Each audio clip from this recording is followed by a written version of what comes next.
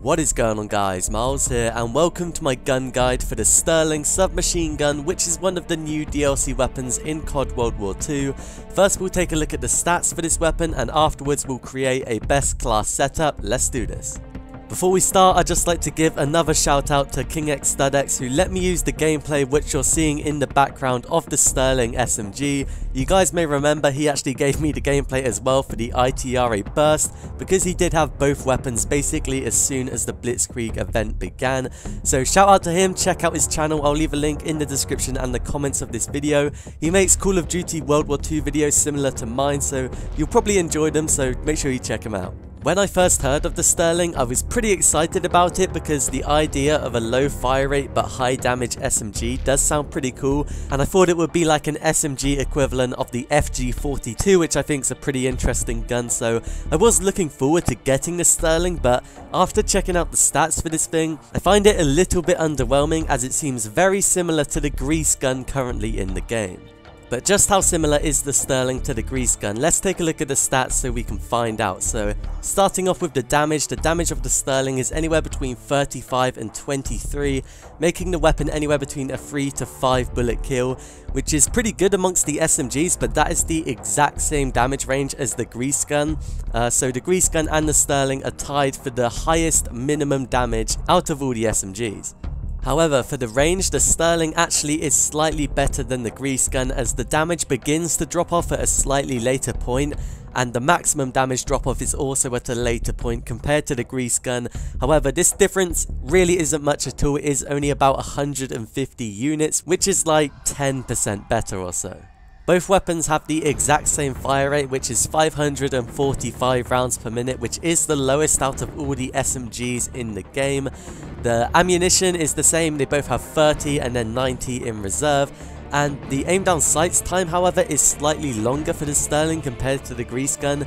Most SMGs are about 190 milliseconds aim down sights time, which includes the grease gun, but the Sterling is 210 milliseconds to aim down sights, which is a little bit higher, but that does make it the longest time out of all the SMGs. Both weapons have the exact same reload time, which is 1.3 seconds, which is about standard for most of the SMGs in the game. However, one thing I didn't know about the Sterling and the grease gun is that they actually have the highest movement speed whilst aiming down sights, which is 76% of the normal movement speed, whereas all the other SMGs only move at 72%, so that is one upside to the Sterling compared to the other SMGs. And the final stat to mention is that the Sterling appears to not actually have an extra multiplier if you get a headshot, whereas most of the other weapons in the game tend to have a 1.1 times multiplier. It's not really a big deal, but I thought it was significant enough to mention. So there are all the stats which we need to know about the weapon. Now we can try and create a best class setup for this thing. As for the attachments, the first one I would recommend is a pretty obvious one, and that is rapid fire, because like I said, the Sterling and the grease gun both have the lowest fire rate out of all the SMGs in the game, and the weapon already has pretty good damage, so if you can buff the fire rate, that is going to help an absolute ton. If you do use rapid fire for the Sterling, then your rate of fire will go from 545 rounds per minute to 582, which is an increase of 37 rounds per minute. Just so you can visualize this, I will make a short clip showing you the difference which rapid fire actually makes to your weapon.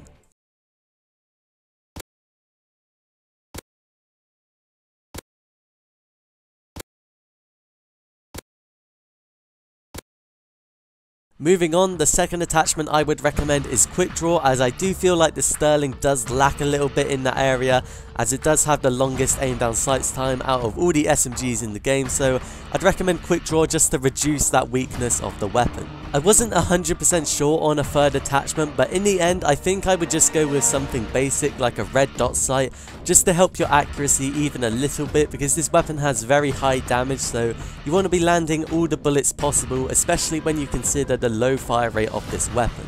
As for choosing a division, I would probably go with the armored division, even though it may seem a little bit weird for a submachine gun, but I feel like with the Sterling, considering its really good range, you want to use this gun slightly more like a rifle than a submachine gun, and I don't feel like you actually want to rush around a lot with this weapon, because the weapon just seems to be way more effective than other SMGs at a longer range, and you're going to suffer if you try and fight like a PPSH at a really close range. For your basic training, there's quite a few ones which I think are fairly good on this weapon. I think energetic is pretty good, which will increase your movement speed, which is quite nice. Even though I did say you want to play a little bit more passively with this weapon, you're still going to be moving around a lot, so I think this will be a nice basic training to have. If you don't want to use energetic, then you could try scoped. I haven't used it myself, but scoped will actually give you less idle sway whilst aiming down sights, and it will allow you to move faster, which I think could be quite interesting on the Sterling, but I'm not sure if it's going to be like super effective or anything like that. And finally, another option is inconspicuous, which will make your movement quieter and you can walk faster whilst crouched. But that just about sums up my best class setup for the Sterling submachine gun, which was a part of the new Blitzkrieg event in the game.